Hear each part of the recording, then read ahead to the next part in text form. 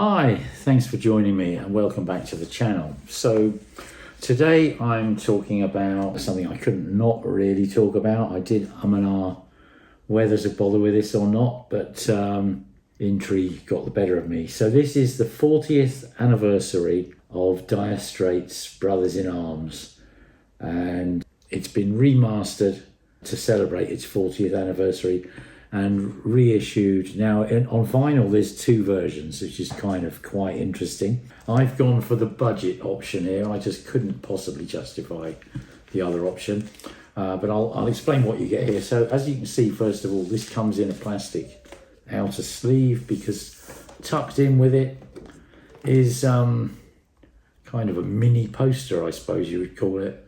It's kind of quite nice, although if I hold that up to the camera, I don't know if you can see, it's pretty poor quality. I mean, it really is. You can kind of see the sort of the Hessian-like scanning in. Yeah, nice that they sort of want to give you something extra, but honestly, the nicest thing about this is probably the quality of the cardboard it's printed on. Anyway, what else do you get? Well, here we are. Here's the LP. I'll take it out of there. Now you can see it's made in Germany. I think this is Optimal. 40th anniversary, 1985, 1 LP version. Okay, and I'll show you what you get in here. This is the inner sleeve, which isn't lined, so I put the record in a new inner. And I will show you my original in a minute, and we'll compare those side by side. But that's the lyrics on the inner, and then here's the LP, which is on 180 gram vinyl. So that's obviously that's fantastic, isn't it? Because everyone tells us that you have to have 180 gram or 200 gram vinyl. Here we are. Here's the LP, and if I read down here, the infamous wording, Miles, Abbey Road, room 30. Now, regular viewers will know that's something I would be kind of cautious about, although it's quite interesting. I was going to do another video this weekend on a couple of other albums which are also sourced from Abbey Road, room 30, and they're not too bad at all, but I don't have originals of those. So anyway, I'm just going to put this all to one side now, and I just want to compare covers. So this is my original, okay? Now, I haven't taken this out of the shrink, as you can see, obviously, but I think you can see through the shrink there that the colours are just deeper and richer on the original. And this is with 40 years of potential fading. It clearly isn't anywhere near as sort of rich and sort of dense, if you like. If you look at the details on the guitar, you've got that kind of, same as that picture on the back. It's really not that high quality, this. And here's the rear cover. Again, it's just a much deeper, richer. It's not just the blue, the pink, everything. The whole palette is more luxurious on the original. And if I take the inner out, let's compare that with this inner.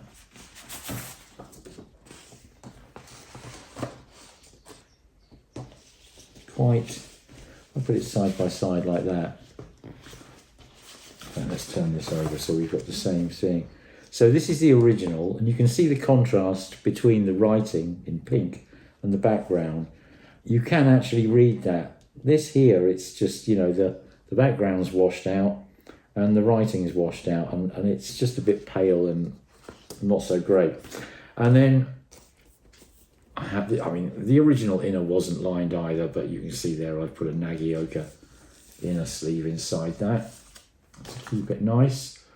And this is the original vinyl cut, which you can tell if we look in the run out groove, you've got scratched in here VERH 25-A-2, and then stamped master disc, and then scratched in after the master disc a very small RL, and the RL is Bob Ludwig, and he was quite a legendary mastering engineer, cutting engineer, and he cut the plates for this.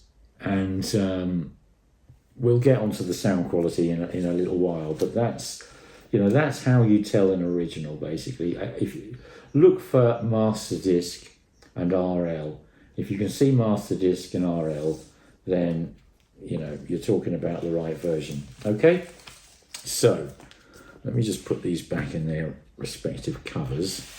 Okay, so let's talk about the sound. Now, I will say, to be perfectly honest, I wasn't going to bother with this because I've heard Brothers in Arms so many times over the decades that despite thinking it was absolutely mind-blowingly, amazingly wonderful when it first came out, I did go and see them on the Brothers in Arms tour. I saw them in the December of 1985 at the Hammersmith Apollo. Although I have to say I wasn't feeling very well. I think I had flu, and everyone's standing up, and I just I needed to sit down. I thought, well, look, I can still hear it even if I can't see it if I sit down. So I sat down, and I think I actually nodded off, which is a one and only time that's ever happened in my life. And whether it's telling that it was Dire Straits on the Brothers in Arms tour, I wouldn't like to say. You can draw your own conclusions from that. But anyway, let's get to the listening. I wasn't expecting to be particularly enamoured because I just kind of got bored of the album. Or I thought I'd got bored of the album, which I suppose is the same as getting bored of the album. But anyway, I started off actually by playing the new one. And it's kind of interesting because there's a lot of talk about Brothers in Arms and Dire Straits and Mark Knopfler's sort of perfectionism. And I think that, for me, Love Over Gold is the pinnacle of Dire Straits' creativity, without a doubt. But as I say, right back in the day when this was released, it was mind-blowing, sonically, compositionally, I thought it was a wonderful thing. And I just purely got bored of it over the years. But, I haven't played it for quite a while, so it was an enlightening experience to listen to the two. So one of the things I've heard, and I don't know whether this is true or not, I suspect this is probably old wives' tales, but I'd heard that basically Knopfler was so sort of anally obsessive, if you like, about getting everything right, that he would they'd actually record every bloody note separately practically and piece the thing together. I need to mention this was one of the first records to be released on CD and one of the first records to be released as a DDD recording album release. Now, DDD means it was digitally recorded. At the time, that meant onto a digital tape machine. It means that it was mixed to digital. It wasn't mixed in the digital domain.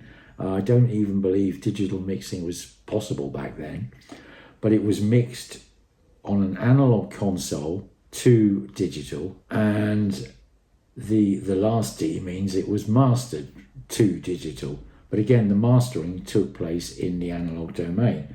So what you could actually say is that this was like da, digital recording, analog mix, digital mixtape, analog mastering, digital master tape. So if you think about the digital to analog conversion process and the analog to digital conversion process, there's a heck of a lot going on, an awful lot of processes, an awful lot of manipulation and opportunities to sort of fudge things up. So the fact that it sounded as good as it did is no mean feat. But, let's get this straight. DDD does not mean it's all digital. It just means that the recording was done to a digital tape machine, or nowadays it will be a digital file, obviously. The mix was made to a digital tape although it may well have also gone to analog tape, but we don't know that. And it was mastered to a digital tape. And again, there's every chance that they made an analog master from, basically the output of the mastering console, same as they would have done potentially the output of the analog mixing console. So, as I say, da da da actually kind of sums it up better than DDD. Okay, so what has happened with this one is that Miles Showell at Abbey Road has taken that final sort of digital master and put it through the Abbey Road half-speed mastering process, which is a digital process, so it's got to be digitized again. And I ought to say that the digital recording of this was at 16-bit 44.1 kilohertz, same as CD. It will have been upsampled, no doubt, for Miles to do his Abbey Road half-speed mastering process on it. And then from there, you're cut to vinyl. So that's kind of, the lengthy process of what's been going on with this. So don't, all those people that say, why do you want a vinyl LP of a digital recording? That's crazy. Well, because for probably at least 10, maybe getting on for 20 years, it doesn't really matter whether it was digitally recorded, it was mixed in the analog domain. So at the point of time where that final mix, which is the kind of almost the final product, it's an analog thing. And then it goes to mastering, where the actual kind of final product, if you like, is created. And again, before that master is recorded, it's an analog thing. So, we're cutting out an analog to digital conversion, potentially, by buying a vinyl LP cut from, even a digital recording of that era. By the sort of early mid-90s, then digital mixing was just beginning to kind of come in, and digital mastering maybe, but the whole DDD, it's quite misleading. Okay, so let's get back to talking about the sound quality. So, as I say, I put this on, and the first thing that's apparent, it is a really, really nice, quiet piece of vinyl. There's no question about that. The background is quiet and, essentially silent. But then we get to the music, and this is obviously the important thing. So the first thing is using a sound pressure level meter, I set the volume for this and my original to sort of equalize the volumes. And quite surprisingly, it was pretty much the same. And for this, I'm using the song So Far Away. They really are pretty much within a dB, or, less than that, in fact, the same volume level. So that made doing a comparison quite easily. But what's quite interesting is they don't sound the same volume level, even if they measure the same. Okay, and I'll get onto that. So if we start talking about So Far Away, the first thing I would say about the new version is that sort of stands out to me is that the snare sounds quite like a sort of a digital whip crack. It's just a hard noise. I wouldn't say it sounds like a snare. It just sounds like a hard noise, like a crack kind of thing. And the voice seems a little bit uneven. And what becomes sort of quite apparent as you're listening to the song, and instrument after instrument comes in and joins in into the mix, is that everything's kind of got a bit of a glossy sheen to it. And I think that sort of EQ, I guess, that Miles has added to sort of just, highlight some areas. We'll talk about that in a minute. It's just sort of added a sort of a slight glossy smeariness to it. And it's almost like if I can try and describe it in terms of an image, if you think you've got a lovely sort of, 35mm SLR camera, and then, your lens is perfectly clean and everything else, and you focus in on something and just get a really nice, detailed, natural, focused image, focused picture. And then you kind of just tweak the focus off just very, very slightly, just to sort of take away the sort of that je ne sais quoi from the texture and the edges, and just to sort of merge everything. And then you sort of breathe on the lens to give it a sort of a soft focus look, if you like. And that's kind of what's happened to this. All of those, wonderful sort of, everything about this is, the recording is exceptional, even if it's reputedly drove the musicians insane. It is, the result is exceptional. There's no question like that, even if not necessarily the loosest, most flowing thing in the world. But this version's it's just a bit glossy, and it's a little bit sort of fuzzy and a little bit flat.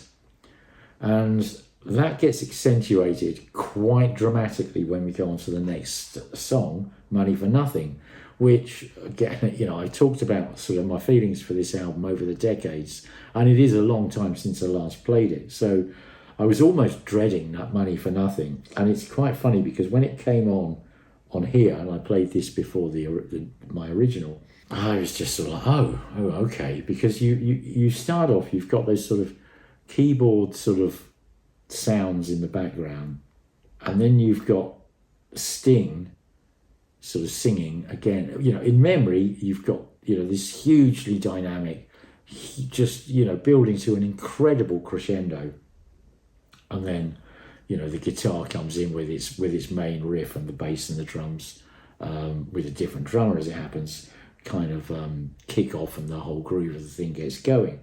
So listening to this, first of all, those sort of keys in the background that sort of are laying out a soundscape, if you like, just sound edgy. I think that's the best way I can describe it. And it is very much like a wallpaper. I would say it's about level with my sort of back wall or front wall, whatever you want to call it, the wall behind the speakers in my room. It didn't really go deeper than that. Sting's in there with the keyboards. It's a bit opaque, and it's a little bit edgy. And I mean, if you think that's bad enough, wait till the drums start. And anyone who knows this will think then, you've got that, and then you've got this sort of like, the drums just panning from left to right and building with just insane sort of power and space and dynamic and feeling of ambience on the drums too. And then the guitar kind of comes in with this, hugely sort of gutsy, gritty sort of riff, and the bass and the drum and it's actually Omar Hakim. It's a different drummer, kicks in with the main rhythm of the song, and it's sort of, we get into the boogie groove of the song. But those drums, they just sort of, on this, it's just sort of like boom, boom, boom, boom, boom, boom, boom, boom, boom, and the guitar starts building, and it just gets really noisy and really messy, and then it's sort of, they swap drummers.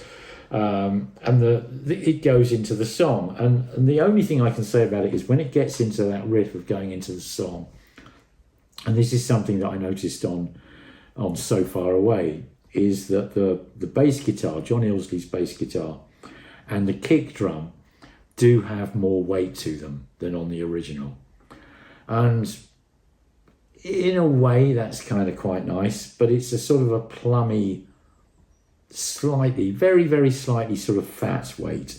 But it's, the song bounces along with this sort of slightly plummy, slightly fat bass. Now, I'm really at this point, I could go on about, your latest trick and Brothers in Arms. I will probably come back to the title track on that. But I'm going to now talk about the original, and I'm going to say I'm putting down the Miles Showell 40th anniversary, and I'm picking up the Bob Ludwig original, because I think this is really crucial to what's going on here. So we go back to the beginning of So Far Away. So the first thing is from the word go on the song, Knopfler's voice is so much clearer on this than it is on this. And it varies from song to song a little bit, the sort of the coloration that I would describe as being on the voice. But at times it's kind of like this sort of coloration. And at times it actually sounds like he's singing into a milk bottle. It's glassy and smeary and just horrible. And I don't think he's the best singer in the universe, but this album, there's some of the songs are very moving, and some of the songs are without a doubt have got a good dose of a sense of humour in it.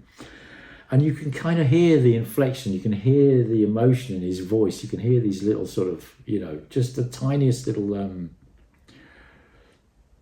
just the way his voice moves, between words almost, or the leading edge or the tail of a word, how his voice changes and the emotion in his voice. And I think that's where, when I said on the 40th anniversary that the voice feels a little bit uneven and glossy, because I think it's been sort of EQ'd or something, or that area of the frequency range has been EQ'd.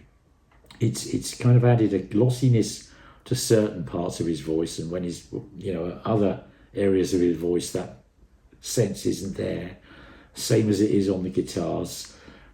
Same as it is on the snare, particularly of the drums, and I'll kind of come back to that as well. But it's his voice is just clearer and far more emotional on the original. There's no question. But going back to the sort of the keyboard sounds, the layering of the keys, and I will talk about Brothers in Arms now, and the sort of that you've got the sort of the keyboardy sort of synth lines going on in the background.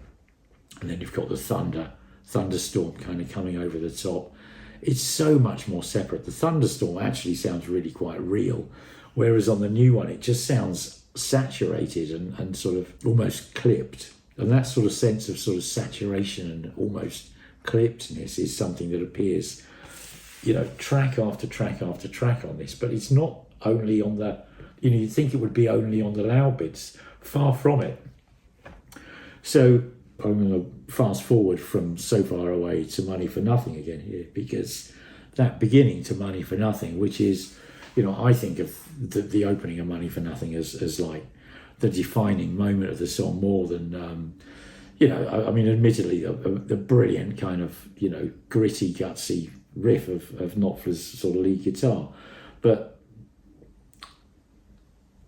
with the where we start off with the sort of the keyboards and Sting singing in the background, Sting's voice is clearer.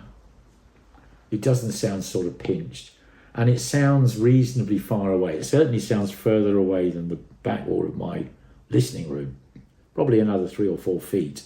So putting him maybe 10 feet away from me, and the keyboards, that sort of landscape, if you like, is behind him.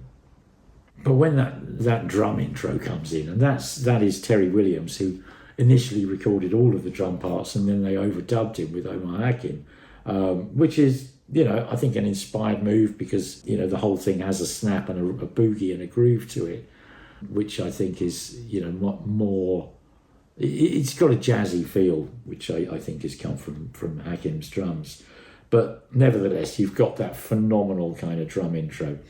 Now, whereas it was just sort of like flat, tinny, boom, boom, boom, boom, kind of panning across on the 40th anniversary, it's just like, it is like just, each one's got a thud, a real weighty, ambient power to it. And it absolutely blows your mind after listening to this one.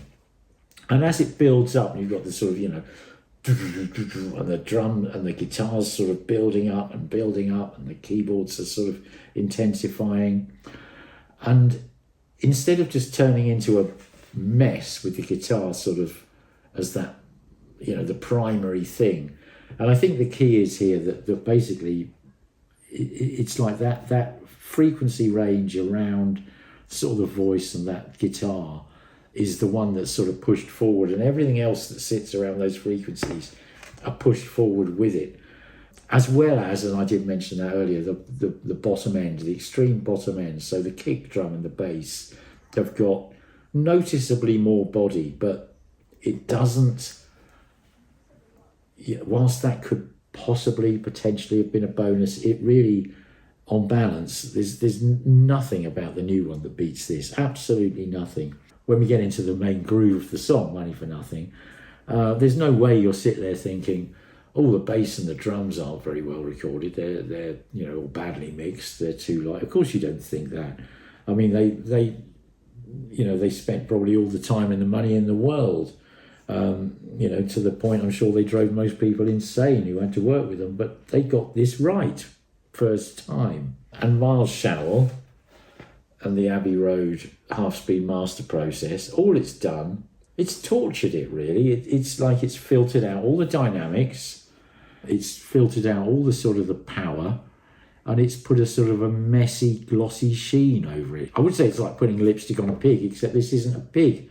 This is sonically this is a fantastic princess, but it's like, okay, so take a beautiful, fantastic, natural beauty, and then put clown makeup on it. That's kind of more like what this is. It makes things that sound quite beautiful on this sound quite ugly. And I'm going to skip through, I'm not going to go through every single track, but I do want to talk about Brothers in Arms, which again was a massive single. And, again, I probably haven't listened to it in a few years. I put it on here, and again, you've got those keyboards, sort of background landscapey kind of soundscape, if you like, just creating this sort of backdrop. And then you've got a thunderstorm recorded, which is sort of played over the top. Now, the keyboard background, that sort of intro on the 40th anniversary, is just a little bit smeary. And the thunderstorm has that feeling, like I mentioned earlier, where it kind of sounds like it's almost clipped. It sounds digitally distorted, if you like. It just doesn't sound natural at all. And then as the song kind of gets going, Knopfler's voice comes in, and his voice it's not particularly clear, like I mentioned on the other tracks, and you've got I'm pretty sure it is a snare, but you've got this sort of repeated snare hit, sort of left of centre, and it just stands out like, it's like someone's poking you in the eye with a finger, I'm really angry at you. and it doesn't sound like a snare. It sounds like a kind of a wooden, bamboo-y, snapping kind of sound. Again, I mentioned this earlier, and it doesn't sound nice, and it stands out too much, and it's sort of in your face. And as I say, the vocal is just a little bit muffled. It sounds a bit like he's singing into a sort of a milk bowl, and everything's just a bit smeared, really. Anyway, then we put the original one back on, and this is, this really, obviously it's the last track of the album, so it did sort of finish it for me. But for starters, you've got that introduction, and I was kind of like, at this point I'm sort of counting the keyboards, counting the synthesizers. It was so much clearer. And this sort of soundscape or landscape, backdrop, whatever you want to call it, it was more widescreen, it was more kind of cinemascope, and it was clearer, and it had air in it, and it had light in it, and it actually created a mood and a feeling, because it was like, it wasn't just some thick sort of opaque wallpaper that had been slapped onto the wall in front of you in your listening room. It was a space, a landscape, and had that feeling about it. And then the thunderstorm was like, first of all, it didn't sound sort of clipped and digital. It sounded bigger, more real, more, the crackles of the thunder, and it was just better, all round better. And the layering of those keyboards was better. And then the sort of the guitar comes in, and it's just got more feeling and more texture. And then when Knopfler's voice comes in contrast with this sort of plasticky, opaque, sort of just, kind of feeling to it. His voice is gentle and sensitive and delicate and emotional, and the guitars are natural, and the bass is deep.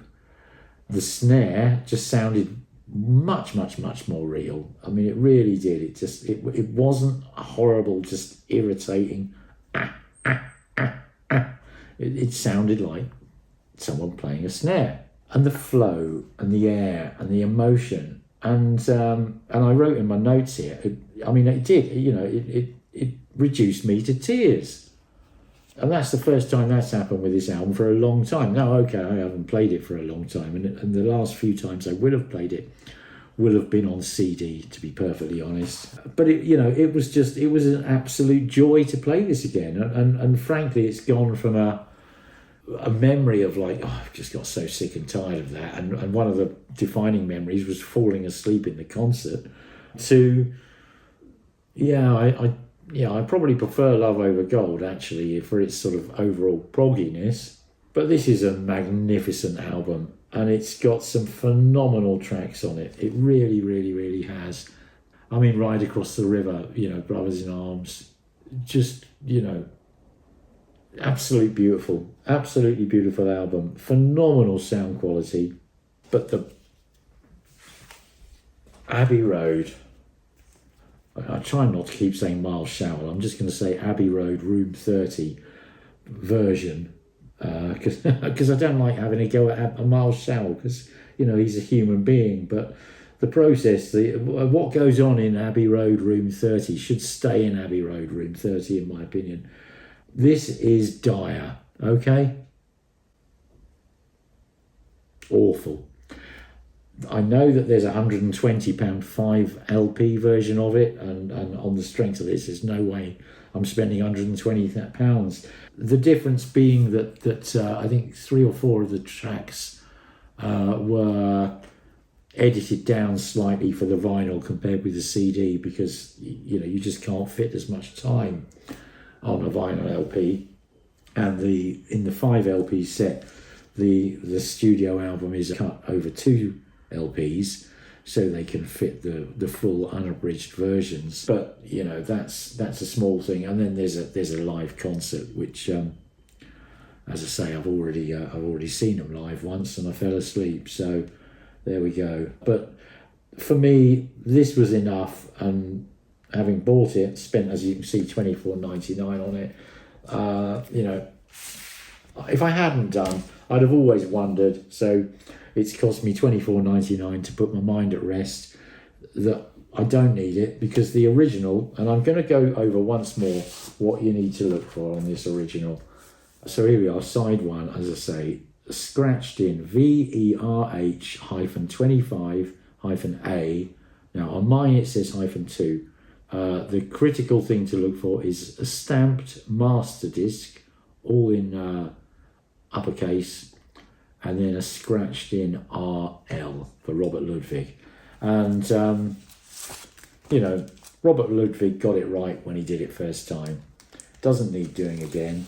I know that there's a MoFi version of this, which is cut at 45 RPM. Now, that's probably worth a listen. I haven't bothered with it up until now. Maybe I will look one out and give that a listen. But what I do know is this one is shocking. In conclusion, the 40th anniversary of Dire Straits' Brothers in Arms truly is dire. Okay? Avoid at all costs. Thanks very much for watching. I'd love to know your opinion on this, if you've got it. Do please leave a message down in the comments. And if you like my videos, please subscribe. And I'll see you all again soon. Thanks very much. Bye.